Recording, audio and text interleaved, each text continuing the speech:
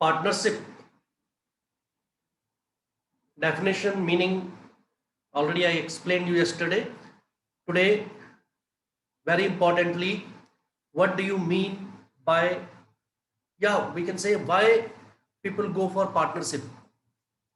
If they are already doing sole proprietorship type of business, why do they opt for partnership? So all the limitations of sole proprietorship can be given for answer, because there is limited capital, unlimited liability, limited resources, limited managerial ability, need of expansion and growth. No, after the self क्या कहते हैं उसे satisfaction पूरा करने के लिए people want to expand their business, and in that, if capital is limited, other resources are limited, they look for someone who can be a partner, and the business can be continued, business can be expanded and continued, because there will be more capital, more managerial ability, there will be more resources. So partnership minimum starts with 2%, and in banking sector it can be 10, and in other it can be 20 maximum. Formation of partnership is on the basis of Indian Partnership Act. I told you yesterday, Indian Partnership Act 1932. Registration is compulsory. All the partners are required to register their firms, though sometimes they do not get it registered. तो उसके कुछ disadvantage भी है, अभी आगे पढ़ेंगे हम. But all the firms should get themselves registered. Everybody turn the camera on.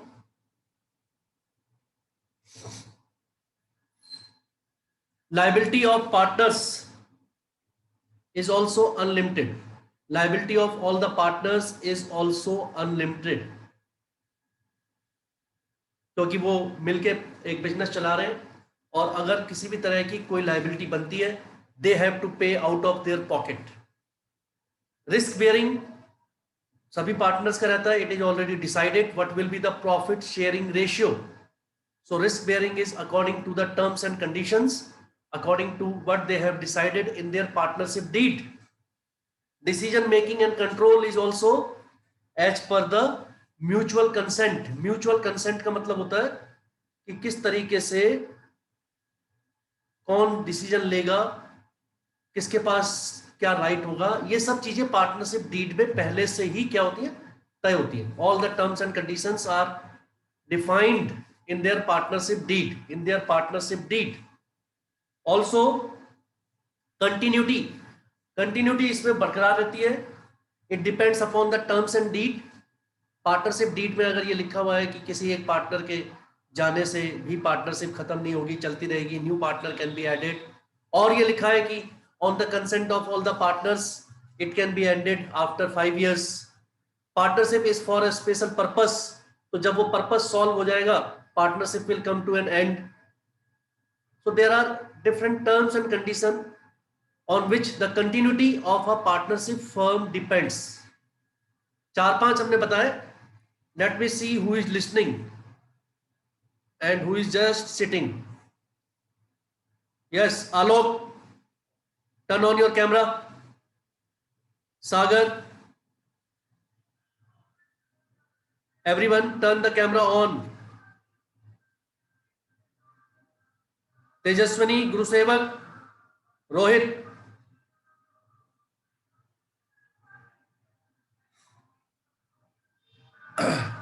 keep your camera on.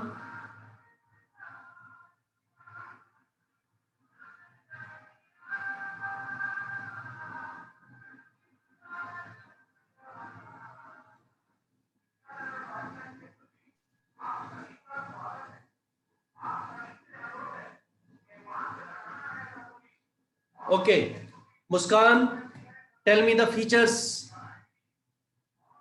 जो अभी तक बताएं आपको.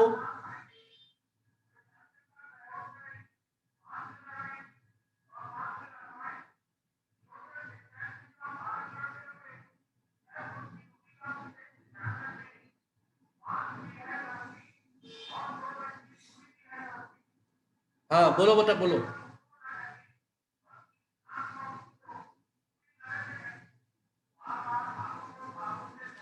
Gursewak, turn the camera on. Rohit, otherwise I am keeping you out of the class.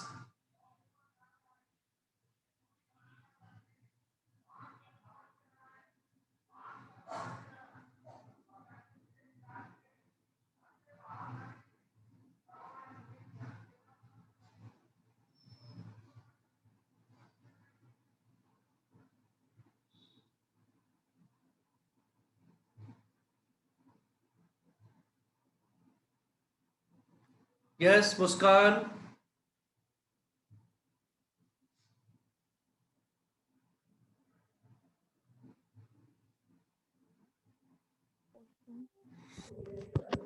Yes. Sir, risk bearing, Okay. decision making, Okay. continuity, Continuity of the firm depends upon terms and conditions. Continuity of the firm depends upon terms and conditions.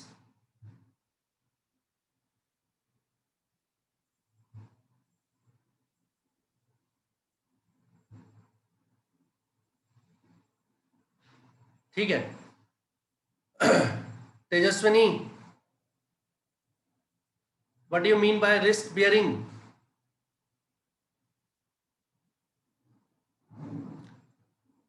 Rohit, all those who are not keeping the camera on, I am removing them from the class. Sitish,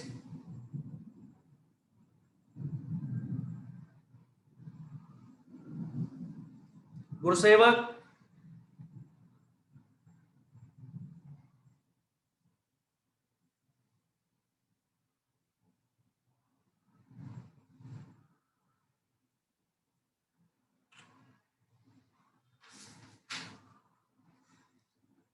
Priyadarshini.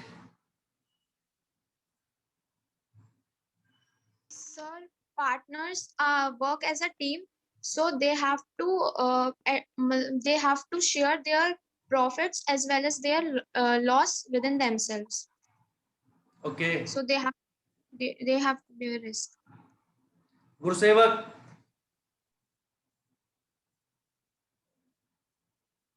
now it's your turn to be out. Supreet, number of partners, how many number of partners can be there?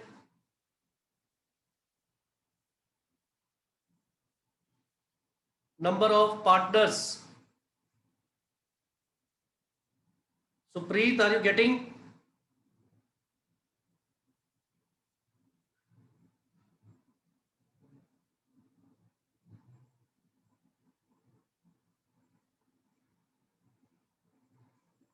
So mutual agency, next one is mutual agency. Mutual means it is a combined effort of every partner acts on behalf of other partner. No, everyone can act on behalf of other partner. It is a mutual agency, mutual trust, on mutual relationship, on mutual consent. Consent का मतलब होता है yes from their side. All the partners agree on things, and then only the partnership goes on. So it is a mutual agency in which one partner acts on behalf of other partners, acts as an agent of other partner, acts as an agent of the firm. जो भी उसने कहा वो किसके behalf पे कह रहा है या कर रहा है? On the behalf of the agency. Agency means partnership firm, or on the behalf of other partners. They act as an agent. Non transferability of shares या नॉन ट्रांसफरेबिलिटी ऑफ इंटरेस्ट. कोई भी पार्टनर अपने shares किसी दूसरे को नहीं बेच सकता है. Can not sell. No partner can sell his share to other partners without the consent of others.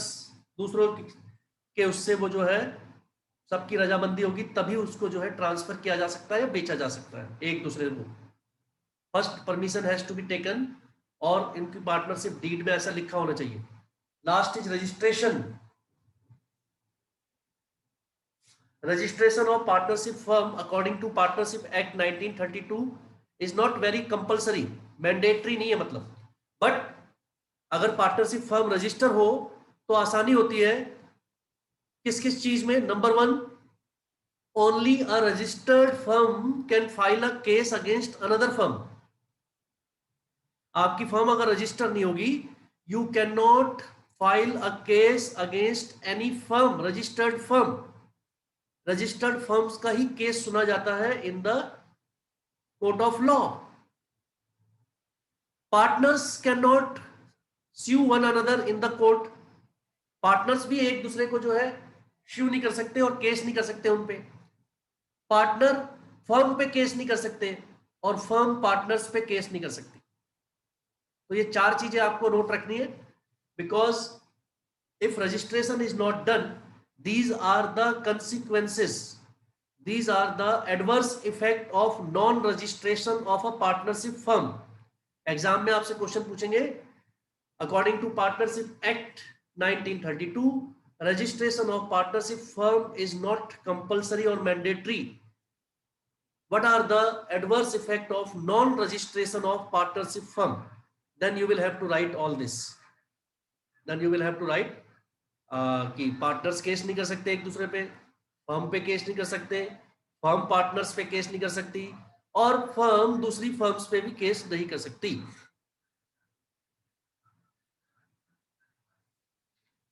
Advantages of partnership firm और partnership business. Number 1, ease of formation और क्लोजर। इसमें भी पार्टनरशिप फर्म को स्टार्ट करना और close करना very easy है, कोई ज्यादा मुश्किल नहीं है, 2-3 पार्टनर मिलकर कर सकते हैं। जस्ट लाइक सोल प्रोप्राइटरशिप, इसको भी बहुत जल्दी स्टार्ट किया जा सकता है। जो थोड़ी बहुत लीगल फॉर्मेलिटीज है पार्टनरशिप डीड बनाने की, और that can be done with the consent of the partners. Partners आपस में मिल बैठ के कोई भी टर्म्स एंड कंडीशन बना सकते हैं। और अगर कोई नहीं बनाते हैं तो पार्टनरशिप एक्ट में एक टेबल होता है, उस टेबल में कुछ पहले से लिखे हुए हैं टर्म्स एंड कंडीशंस, उनको फॉलो कर सकते हैं वो। टेबल ए, नोट करिए, table A, there is a table A. उसमें कुछ चीजें पहले से ही क्या है, गवर्नमेंट ने तय कर रखी है पार्टनरशिप के बारे में, तो वो उसको फॉलो कर सकते हैं अगर अपना नहीं बनाना चाहते हैं, और अगर अपना बनाएंगे तो that will be applicable. There is balanced decision making in partnership, balanced decision making, because all the partners consult with one another, all the partners do discussions, take opinion of one another, and then decide on certain things. Alok, do you have the book?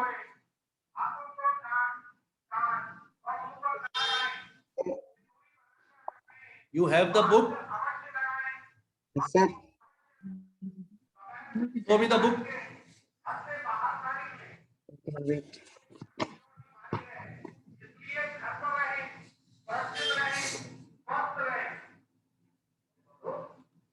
If you do not have the book, keep writing.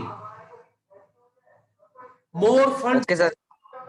Single sole proprietorship type of business से ज्यादा इसमें क्या होता है, funds, because there are more than two और more then 2 persons involve, तो इसमें उनके सारे रिसोर्सेज जो है मिल जाते हैं। More funds, more capital, risk is also shared, risk is also shared, risk sharing is there. हालांकि प्रॉफिट भी शेयर होता है, but risk sharing is there, जिससे कि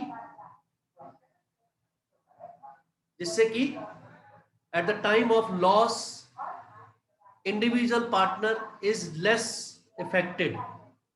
Then there is secrecy, maintenance of secrecy. Partners keep the business secrets and they do not disclose it to others. Secrecy is there. More funds, more capital, ease of formation and closure, right? Balanced decision making, balanced का मतलब है कि एक आदमी से तो ज्यादा ही अच्छा डिसीजन मेकिंग होती है, क्योंकि इसमें ज्यादा लोगों का ओपिनियन होता है, more people have their say in it, more than one people जब अपनी बात रखेंगे, आपस में डिस्कस करेंगे, it will be more wiser decision. Then there are limitations. Unlimited liability, number one. Unlimited liability. Unlimited liability is first one. जैसे उसमें है sole proprietorship में, इसमें भी unlimited liability है. The personal property can also be taken away. दूसरा आपका है limited resources. सोल प्रोप्राइटरशिप से तो ज्यादा है रिसोर्सेज इसमें, बट अभी भी दूसरे जॉइंट हिंदू फैमिली बिजनेस हो गया, जॉइंट स्टॉक कंपनी हो गई, कोऑपरेटिव सोसाइटी हो गई, उनसे कमी है. इसलिए only in comparison to sole proprietorship we have more resources, but अभी भी रिसोर्सेज आर लिमिटेड. एक पार्टनरशिप बिजनेस की भी कुछ लिमिटेशंस होती हैं, फंड की कमी आती रहती है उनको. Number next is possibility of conflicts. Possibility of conflicts का मतलब समझे ना, because there are more than two people, two और मोर देन टू, तो उनके डिफरेंसेस ऑफ ओपिनियन हो सकते हैं कि कई बार किसी एक बात पे सभी पार्टनर तैयार ना हो. भाई हम कुछ कह रहे हैं, आलोक कुछ कह रहे हैं, श्लोक राज कुछ कह रहे हैं, तीन पार्टनर अगर हैं, तीनों पार्टनर अगर अलग अलग बात कह रहे हैं तो आपस में क्या होगा, डिफरेंसेस विल कम अप. तो कन्फ्लिक्ट्स हो सकते हैं, कहीं पर भी कोई भी प्रॉब्लम आ सकती है बिकॉज पार्टनर एग्री नहीं हो रहे किसी एक बात पे. So there are possibility of conflicts, disputes, risk of mutual agency. Risk of mutual agency. Mutual agency का मतलब होता है क्योंकि पार्टनर एक दूसरे के बिहाफ पे एक्ट करते हैं, तो किसी भी एक पार्टनर का कोई भी डिसीजन, कोई भी एक्शन सब पे लागू होता है. Decision of a partner or action of one partner is binding on all the partners. तो आप इसमें म्यूचुअल एजेंसी से बंधे हुए, जल्दीबाजी में लिया गया कोई निर्णय किसी एक पार्टनर को आपने क्या कर दिया था, आपने उसे ये अधिकार दे दिया था कि you can decide on this particular deal, और उसने अपनी समझ के अनुसार वो डील कर ली, लेकिन उसमें हो गया लॉस, तो सभी पार्टनर्स को वो लॉस बियर करना पड़ेगा. Because the partner has decided on behalf of whole firm. तो अब अगर लॉस हो रहा है तो कोई पार्टनर उससे पीछे नहीं हट सकता. That is why the risk of mutual agency is there. That is why unlimited liability की बात होती है इसमें. Then there is lack of continuity, like sole proprietorship type of business. Partnership में भी, पार्टनरशिप फर्म बिजनेस को चलाना भी कोई आसान काम नहीं है, एंड इसमें भी कंटिन्यूटी कई बार अफेक्ट होती रहती है, किसी पार्टनर के जाने से, किसी पार्टनर के बीमार होने से, आपस में डिस्प्यूट होने से the firm can be affected. Lack of public confidence. Public confidence because of reputation, because of image, because of goodwill of one और टू पार्टनर. आप सही हैं, दो पार्टनर और सही हैं, एक और पार्टनर आपके साथ ऐसे हैं जिनकी मार्केट में इमेज अच्छी नहीं है, तो आपके बिजनेस को वो एडवर्सली इफेक्ट करेगी. If he does not have a good reputation, if he is indulged in some other illegal activities, maybe he does not have good name, so your business can be affected. People do not believe much on partnership type of business. बहुत ज्यादा विश्वास नहीं करते क्योंकि उन्हें लगता है business को पार्टनरशिप से जो है नुकसान ज्यादा होता है, फायदा कम होता है. Then next topic is types of partners.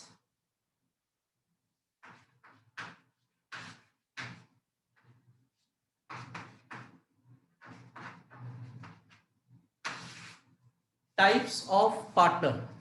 किसी भी पार्टनर को अगर आपने डिफाइन करना है टाइप में, तो आपको उसके बारे में कुछ चीजें बतानी होंगी. क्या क्या?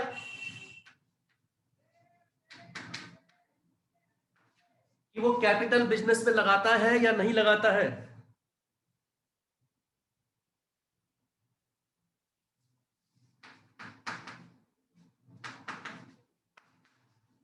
उसकी लाइबिलिटी लिमिटेड है या अनलिमिटेड है?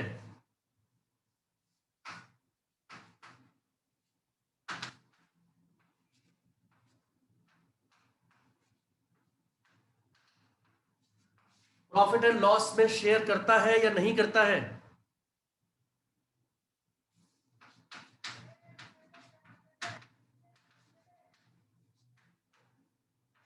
बिजनेस एक्टिविटीज में पार्टिसिपेट करता है या नहीं करता है?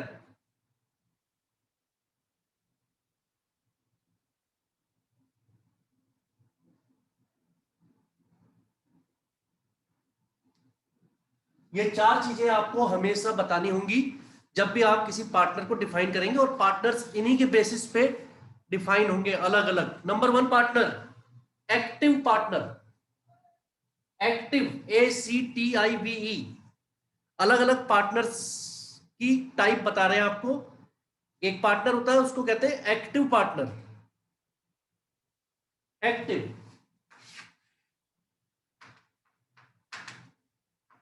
Capital, yes, he contributes capital, yes. His liability, unlimited liability.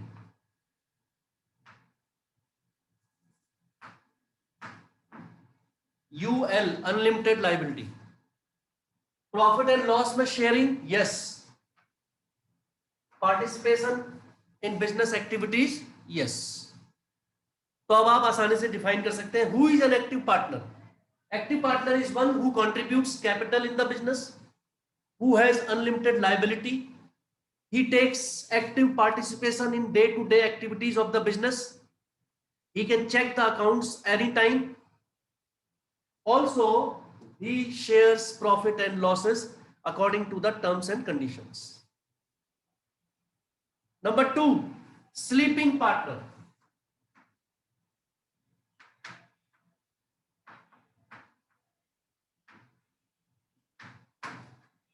Sleeping or dormant partner, DORMANT.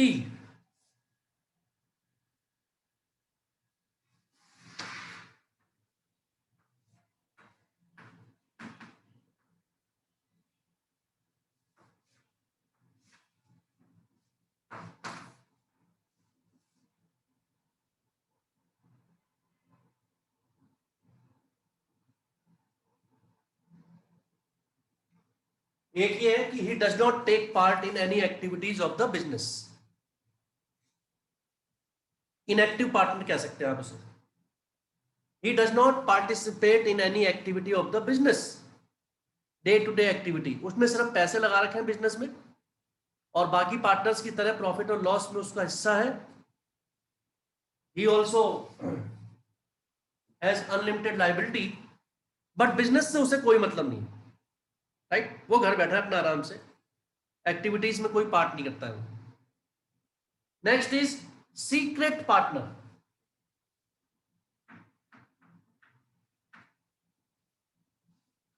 Secret partner,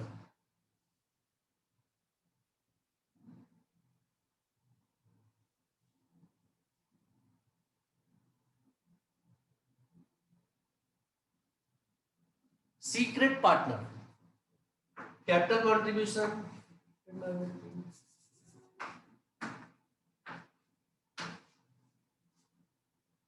सारी चीजें एक्टिव पार्टनर की तरह ही हैं, बट सिर्फ बाहर वालों को ये नहीं पता होता कि ये एक पार्टनर है।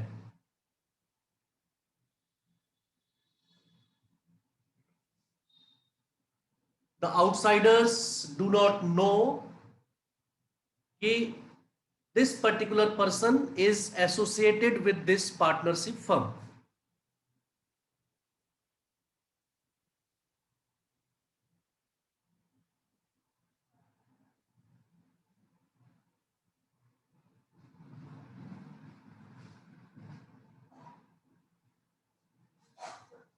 Nominal partner,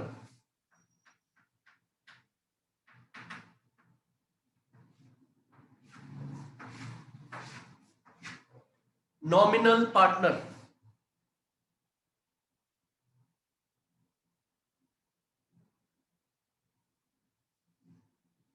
he does not contribute any capital. Nominal partner is actually not a partner of the firm. वो सिर्फ फर्म को ये राइट देता है कि वो फर्म ये कह सके कि ये पार्टनर है। मतलब कई बार किसी लोगों की अच्छी रेपुटेशन होती है ना, तो लोग चाहते हैं कि हमारे साथ जुड़े, तो हम उनका नाम जोड़ लेते हैं अपने साथ, but they are not actually the partner. तो वो कोई कैपिटल कंट्रीब्यूशन नहीं करते, पार्टिसिपेशन में नहीं है उनका बिजनेस की एक्टिविटीज में, लायबिलिटी लेकिन अनलिमिटेड है, प्रॉफिट शेयरिंग में भी कोई हिस्सा नहीं है उनका, प्रॉफिट या लॉस में भी कोई शेयर नहीं है।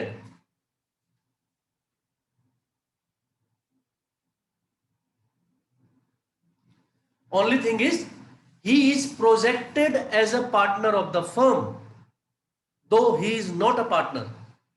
He is projected because of his good name, क्योंकि उससे जो है बिजनेस को फायदा होता है। There are some benefits available because of this person,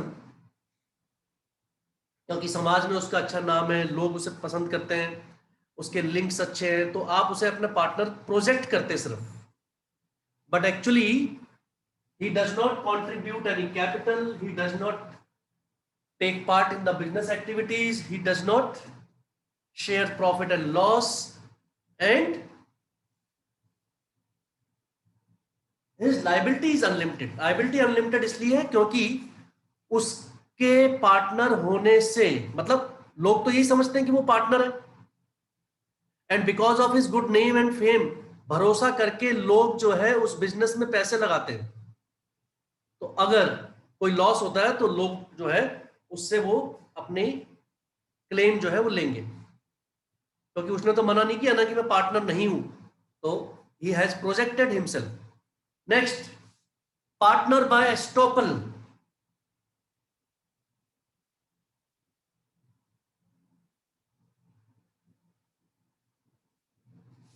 partner by estoppel,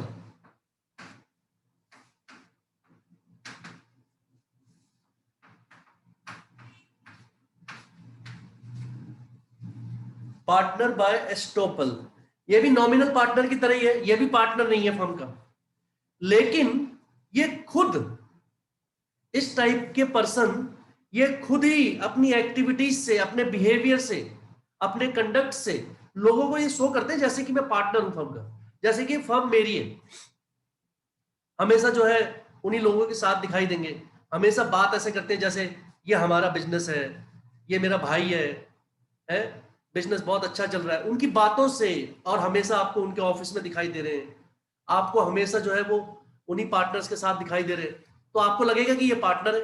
और क्यों लग रहा है आपको? Because he is projecting himself, he is projecting himself by his conduct, by his behavior, by his way of talking, and always with mingling with those partners of the firm, that I am the partner।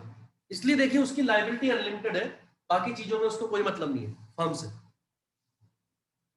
Just like nominal partner, nominal partner अपने मुंह से तो नहीं बताता है, लेकिन ये अपने आप बताते हैं कि I am the partner of the firm. Nominal partner सिर्फ अपना नाम यूज करने के लिए देते हैं। Last is one more is there, partner by holding out.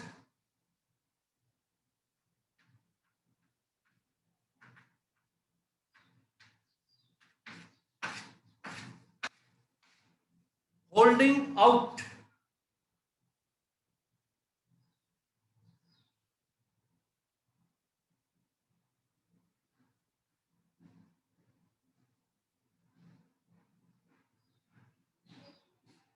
Same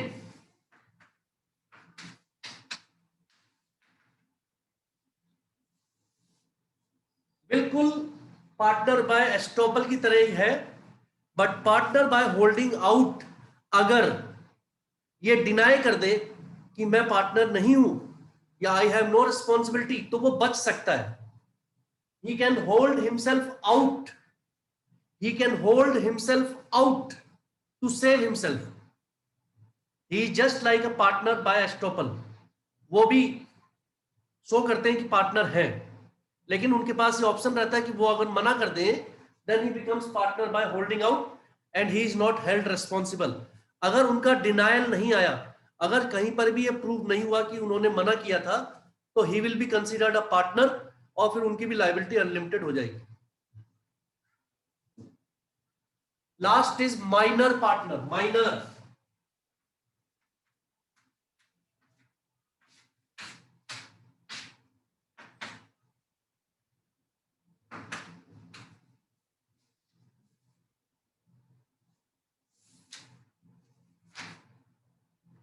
minor partner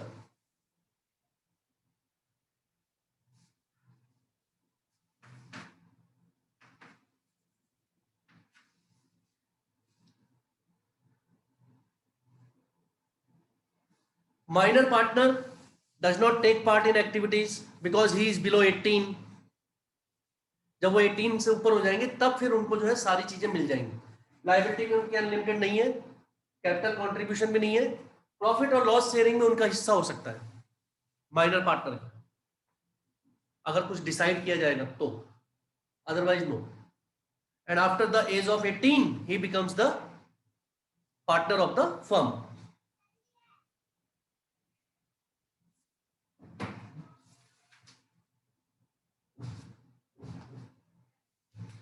That is all for today.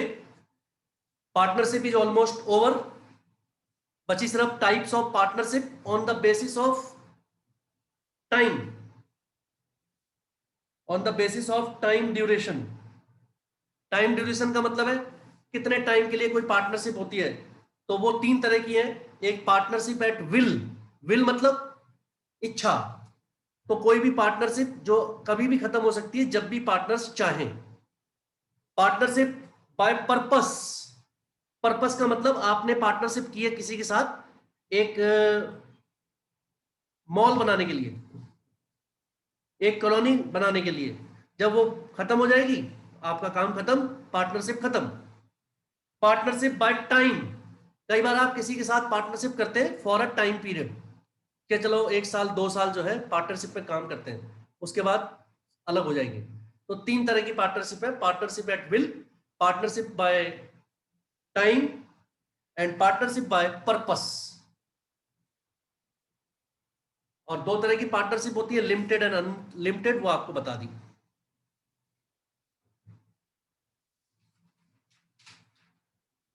In the beginning I have already told what is partnership deed. और partnership deed का मतलब क्या है कि partnership deed में सारे की सारे रिटर्न एग्रीमेंट्स होते हैं. उसमें सबका नाम लिखा जाएगा, एड्रेस लिखा जाएगा, कौन कितनी कैपिटल कंट्रीब्यूशन करेगा, प्रॉफिट शेयरिंग रेशियो क्या होगा, इंटरेस्ट ऑन लोन क्या होगा, इंटरेस्ट ऑन ड्राइंग क्या होगा, कौन कितनी ड्राइंग कर सकता है, नए पार्टनर को एडमिट करने का क्या तरीका होगा. ऑल द पॉसिबल जो बातें हो सकती हैं कॉन्फ्लिक्ट की, जिनसे कॉन्फ्लिक्ट हो सकता है, उनको पहले से ही डिसाइड कर लिया जाता है. I hope this topic is also clear to you. फिर भी अगर कुछ समझ में ना आया हो, tomorrow you can ask. Partnership is over. Partnership deed, partnership के क्या कहते हैं फीचर्स, मेरिट्स, डीमेरिट्स, पार्टनरशिप में टाइप्स ऑफ पार्टनर. और ये जरूर लिखना है उसमें, ठीक है बेटा. दिस चार्ट और टेबल से आपको याद रहना चाहिए. जब भी आप टाइप ऑफ पार्टनर बताएंगे तो वो इन्हीं बेसिस पे बताएंगे.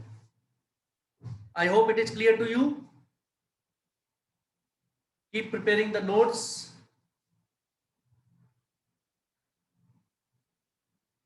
Chapter 2 तो शायद मैंने भेज दिया था आपको इसका.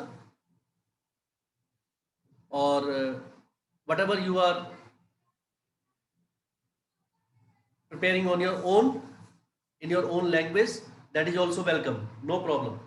Or whatever I explain, you can use the language of your own, mind language, bookish language, whatever, but it should be relevant.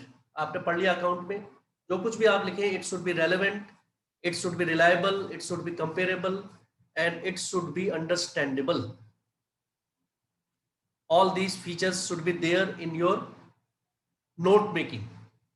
Okay, thank you. God bless all of you.